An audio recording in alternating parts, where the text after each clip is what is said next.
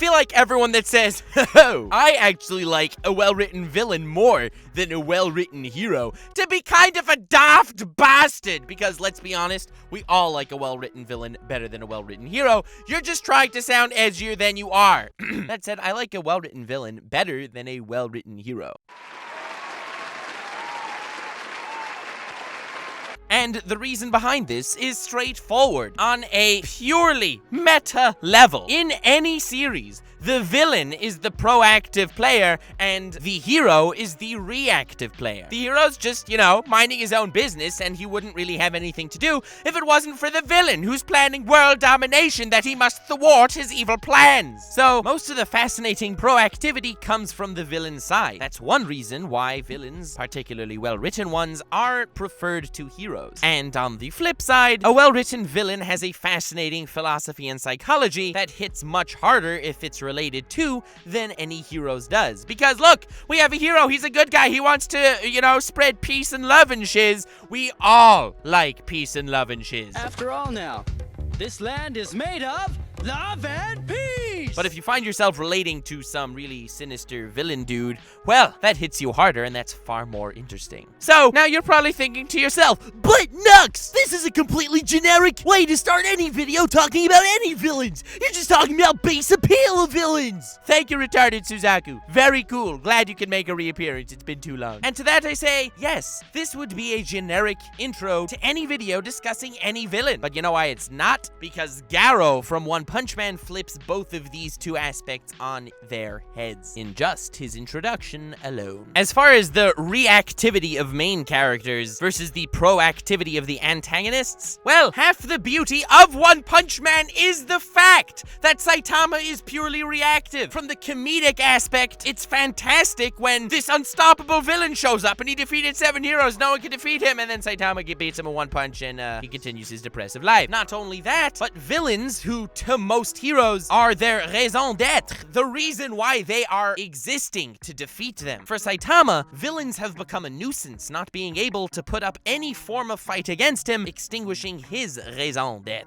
So the appeal of proactivity in villains does not exist in One Punch Man. Boros wasn't a fantastic villain because it's so interesting how he attacked the planet. He was a fantastic villain because he helped Saitama shine, giving Boros an entire backstory basically mimicking Saitama's in so many ways. Also, Saitama can beat him with one serious punch. And as far as the brilliant psychology of villains, Garou is definitely in that vein. Most villains in One Punch Man are not. Look at Boros again. He's a total mirror of Saitama, but it's not like, wow, I've learned so much from him. I relate to this creature on a spiritual level. No, I don't. Because I, Nux Taku, only relate to sarcastic asshole troll villains and not the epic ones. This is an important thing to know, and I'm sure you're already aware of that if you've been here for a while. Any goddamn sociopathic asshole nutcase shows up, I relate to that. Alien space god that's trying to take over the world, to have an honorable battle against some powerful opponent, not so much. And Garou, despite the fact that it seems like he is going to be getting some brilliant psychological backstory just from the way his character is being set up, I want to talk about his introduction, because it's one of my favorite villain introductions in anime, despite the fact that they're hyping this guy up for a full episode as a total badass villain, and he gets Saitama. So the first major thing done right introducing Garou was the insane contrast to every other villain in the series. Take note, part of the humor in Saitama immediately one-punching every single opponent, just like you should one-punch that like button, because that wasn't cringy, is that the villain was incredibly hyped until this point. There's always that lingering thought in the back of your mind, will Saitama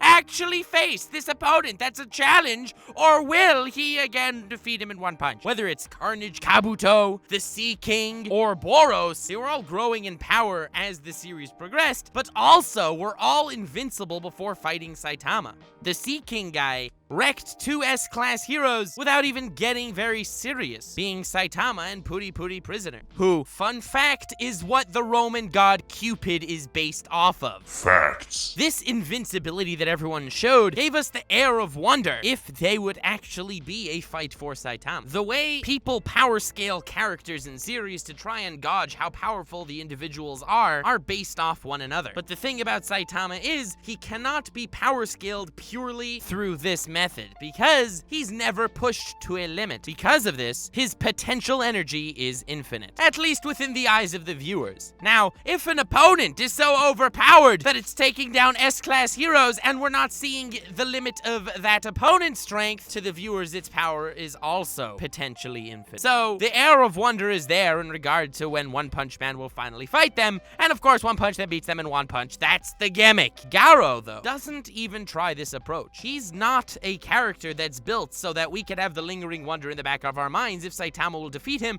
When he fights Tank Top Master, he takes damage. When he fights the A-class heroes, Golden Bell and Spring Mustachio, which is, by the way, the inspiration for Satots from Hunter x Hunter, as well as Mario. Facts. He got shot in the leg and pierced through the palm of his hand. He is taking damage. Therefore, his limits are within reach of the characters at play. He does not have this potential infinite power, and therefore we immediately know that he is not going to be a challenge for One Punch Man. The series doesn't really make us think that long about it either. He's introduced at the end of episode 2 as this upcoming threat. He's fleshed out as a character somewhat in episode 3, and in that very same episode 3, he's annihilated by Saitama. He's not built up in the same way any other villain in the series was, and due to this massive contrast, everyone is far more fascinated in Garou. One Punch Man is a seinen anime that functions as a deconstruction of the shonen genre, and therefore, by Saitama's mere presence, it changes our perspective of everything. Garou, a character who should be some form of epic final villain, is not treated as such at all. Garou, in One Punch Man Season 2, if you've been feeling any interesting vibes towards him, it's because he's written to be a protagonist, scary as that sounds. Now, the word protagonist literally means the leading figure of a narrative, and honestly, that is the vibe Garou has been giving off for his entire introduction. There's a false perception that the definition of that word is synonymous with the hero of the story, and Garou is not the hero of One Punch Man. In fact, he's quite the opposite. So I'd like to bring your attention to comparing the way his character is introduced to Thanos and his introduction in Avengers Infinity War. Wow, it's almost like Avengers Endgame is coming out at the same time as me uploading this video. What a crazy coincidence that I totally didn't plan. No, I totally didn't plan it. I was just making this video on Garou, and I feel like this is the best way to elucidate his introduction. Well, that is, unless I decide to title this video Garou, the Marvel Avengers Infinity Endgame Thanos of One Punch Man. Because if I title it that, then it's purely for the clicks. Don't trust a word I say after that. Now that I mention it, holy shit, that's a sick title. Damn. Anywho, unlike Thanos, who has an ideology that I guess kind of sort of makes sense in the context of the world, and I guess you could kind of twist it to try to look at him as sort of a good guy if you add enough kind of and sort ofs into the sentence. We don't have any of that with Garou. We don't know anything about Garou. We don't get the inner monologues. We don't know his backstory or overall ideology. Is he a stain? Or is he just a nutcase? Honestly, probably somewhere in between, and that's wonderful. What's really terrifying about him, though, is the framing. Realize that in any other setting, without a Saitama, he is a perfectly crafted endgame villain. Now, add Saitama into the picture, and the fear of the threat of Garou disappears. Meaning, it takes away all the punch of what an endgame villain is. Especially if you add the contrasts to other villains, where he actually takes damage from Tank Top Master, Golden Bell, and Spring Mustachio. To be frank, we didn't see Moomin Rider use stand-up cycling against him, and if you would've, you never know, that might have been the end of Garou right then and there, but Moomin Rider is an upstanding individual that does not fight another human, even if he identifies as a monster. Good on you, Moomin Rider. Of course you're gonna be getting your own OP analysis video. But as far as Garou goes, how can you have this endgame boss villain have absolutely, undeniably no threat, especially being eliminated by the end of the episode he was prevalent in by One Punch Man, without One Punch Man even knowing that he was the hero hunter? Saitama says, "I found you," to the guy working in a wig shop. Garou thought he was talking to him. He karate chops Saitama preemptively to avoid the struggle. Saitama's like, what are you doing? Are you like trying to rob me or something? And then whacks him on the shoulder, incapacitating him. And Garou knew what was happening a moment before it happened, which also plays into the theme of him being perceived as the protagonist of episode 3 of season 2 of One Punch Man, which makes his character so much more fascinating. When he whacks Saitama, Saitama, and he knows Saitama's about to strike back. His eyes widen, his pupils dilate, and his face begins sweating upwards. I know, according to most logic and science, that does not exactly make sense, but we're watching One Punch Man, where the world of impossibilities opens up to become the possibility. And due to the fear and pressure that he felt emanating from Saitama, his sweat went up. I know it's a stupid little effect, but I love it so much. I must have seen this 30-second quote-unquote fight scene 100 times over the last 24 hours. That was an exaggeration. I didn't see it any more than like 85. But point being, we reference him and his journey to become strong. He has a dream, and that dream is to become a monster. And we're watching his path to try and accomplish that dream. Granted, it's a dream that we don't understand the ideology behind, but that's what makes us thirst for more of Garou's character. I know that every moment Garou was on screen, I was fascinated by him. As opposed to the comedic aspects of One Punch Man when we're following Saitama, when we were following Garou, I just wanted to see more of who he is. Originally, when he's introduced, he's in the mass of heroes brought together by the Hero Association, and then he takes everyone out, making a name for himself as the Hero Hunter. That's the end of episode 2, and we're looking at things from the chairman of the Hero Association's perspective, not his own. But when episode 3 hits, and we see him actively pursuing heroes to take down in order to become this status of monster, we start to realize that his ideals and his dreams are active in the narrative of the story. I found myself rooting for him in his fights against the heroes. When he was fighting Tank Top Master and took damage, I was like, oh man, Garou, get back up, kick his butt! Same with Golden Bell and Spring Mustachio, and I was satisfied to watch him be victorious. Not to mention the fact that he takes damage and he's obviously growing from these battles like any protagonist should from their experiences. That's what makes a character feel real. We also know that he's not a stain that has a vendetta against the Hero Association. I mean, in the end of the day, out of all the heroes he's beaten, they don't die. He beat up Tank Top Master, okay? An S-class hero. Definitely worth taking him out for good if he would perceive him as a future threat, or if he's trying to clean up the Hero Association, or even if he's trying to get his name out better, but he doesn't. He doesn't even kill Moomin Rider. Quite frankly, Moomin Rider would have probably gone Super Saiyan and annihilated him with stand-up cycling or Justice Crash or something. So I don't blame Garou from hedging his bets and staying away from that fight. But even after smashing his head into the ground, he didn't kill Moomin Rider. He doesn't kill any of the opponents he's faced. He even sat down on a bench next to a kid reading a book about heroes and villains and monsters, and he had a great time looking at the book with the kid. He even wanted to keep it for a while, and the kid said no. And it's not like he killed the kid. It's not like he beat up the kid. He didn't even steal the book. He has his own very odd sense of principle that he upholds, and we don't know why. There's obviously so much to this character that we don't understand.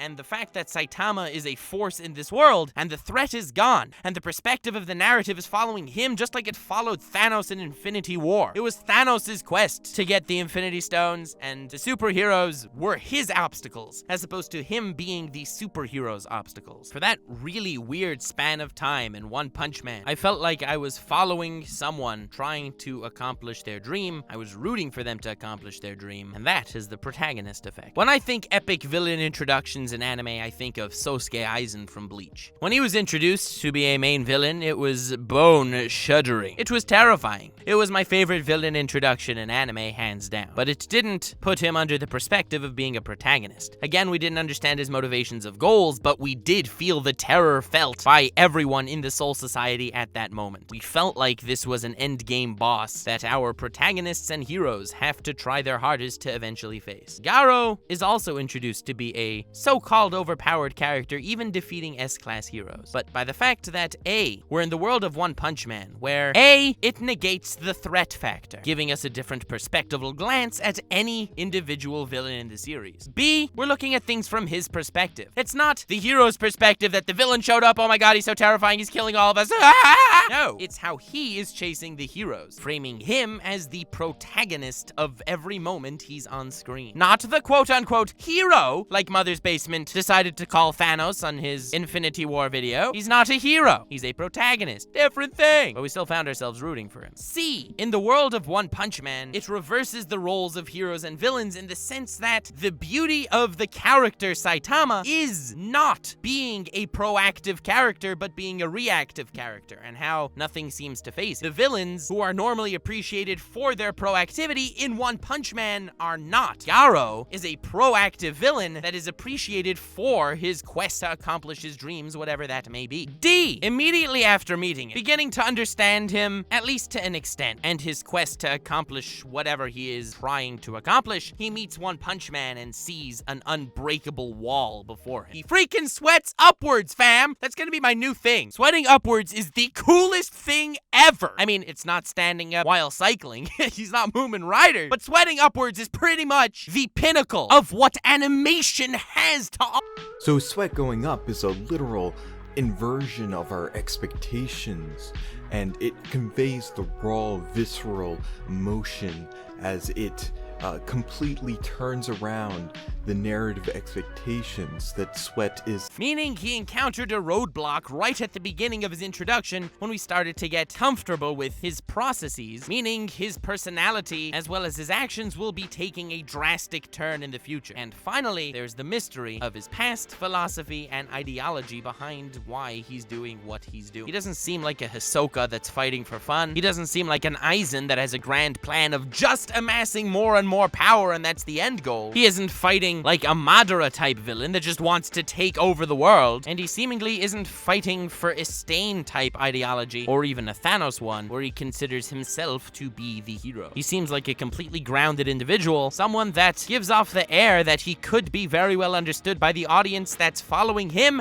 as the protagonist of the latest episode of One Punch Man. And with all that said and done, as well as the mystery before us in regard to where this character is going and what this character is planning, as well as who this character is, whammon and gentle whammon, this is why I loved the introduction of Garou, the quote-unquote overpowered, at least in regard to everyone except for Saitama, hero hunter. I barely know Garou, and I love him. Thank you all so much for watching. I do appreciate the time. Definitely feel free to subscribe for future anime analysis or satire videos, as well as future One Punch Man videos, because, in case you haven't noticed, I love One Punch Man! Top 10 anime of all time! God, these people that only call it a gag anime, they don't know what they're talking about. It's a super gag anime. No, I'm kidding. Also, leave a like if you enjoyed this video. That would be dope. If you have read the manga further, please let me know in the comments if you do actually end up liking him as a villain as much as I'm expecting to love him. And if you haven't read the manga, please let me know if you've perceived him as a sort of protagonistic character in the way he was introduced to the story. Because hey, I know I'm crazy, but affirmation always helps. Link in the description to my Twitter. Feel free to follow me there. That would be epic. Link to the Rant Cafe Podcast channel, where I co-host a anime podcast weekly, where the latest episode was talking about One Punch Man and why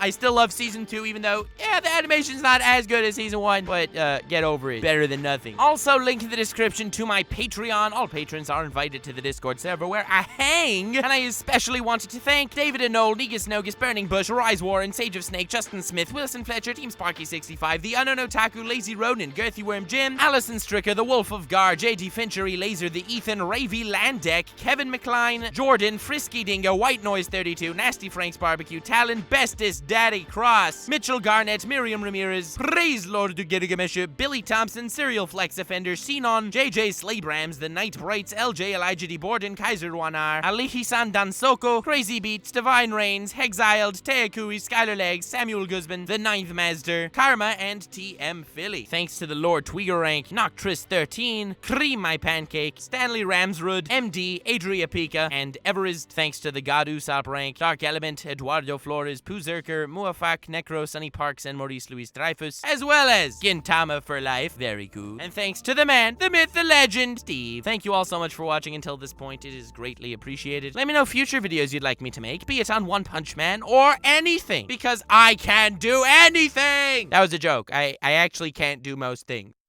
Not my funniest joke. Stay weird, fam.